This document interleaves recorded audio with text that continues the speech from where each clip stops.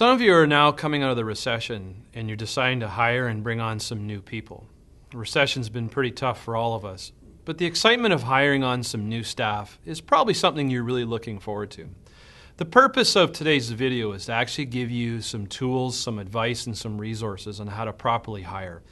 Recently, Larry Anderson and I have been asked to do a lot of hiring for our clients. We're not traditional headhunters. We haven't really considered ourselves a recruiting firm, but we're getting asked more and more by business owners to help them in hiring and really bringing on some new people. Why?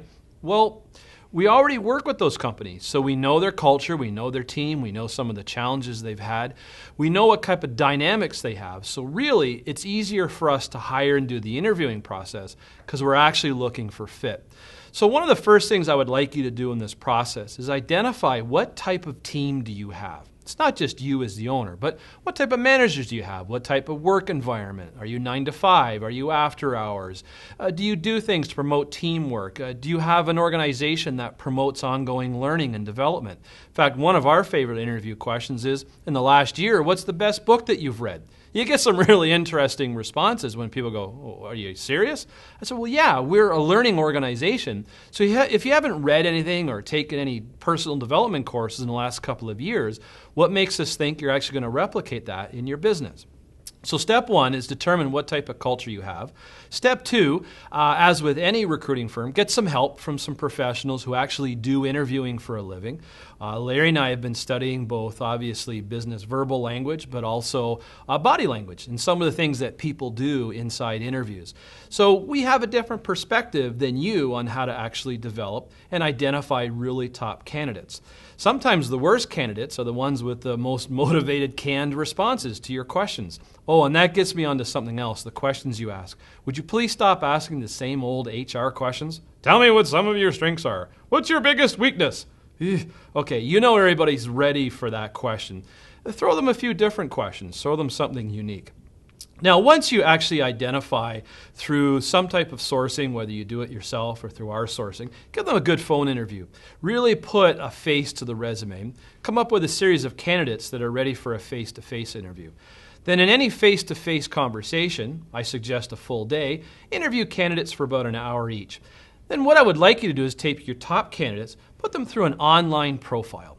See, the online profile, the good ones, the robust ones, will actually identify some of the thinking styles, some of the behavioral traits, top interests. We prefer Profiles International as our favorite because it allows you to actually compare a candidate to a pre-existing job match that you've already preloaded. So it takes the guesswork out of business. It actually gives a percentage of that person's ability to succeed in your business. Now, here's the big kicker. You're getting down to offer someone an employment opportunity. This is where a lot of companies drop the ball. Larry and I have decided to create a 90-day strategic development plan for all new hires. We've developed a template, we give it to the managers, we give it to the owners, and we say, once you hire this person, it's your job to ensure that they succeed. And we can all agree, if you've ever hired anybody new, they're all excited for about the first 30 days. And then 90 days later, you're wondering, why did we hire this plug? You didn't do your due diligence. See, if someone leaves your company, the old saying is true. They didn't leave your company. They left a bad manager.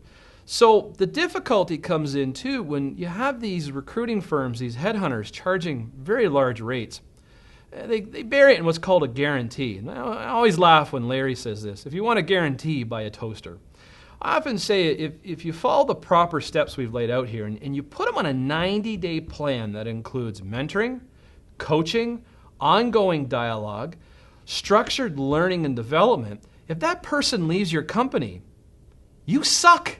So how could I possibly guarantee your suckitude? I can't.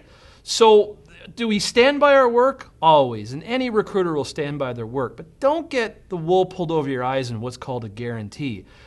Guarantee yourself. If you're confident enough to hire the right person, please don't stop at the moment you hire them. Keep developing them. In fact, your development plan you lay for them, maybe you might want to give it to Bob in the corner who's been with you for 20 years and hasn't done anything different in the last 5 years.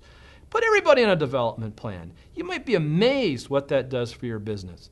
I congratulate you for hiring somebody new, but I compel you to ensure that person succeeds. It always does rest on your shoulders.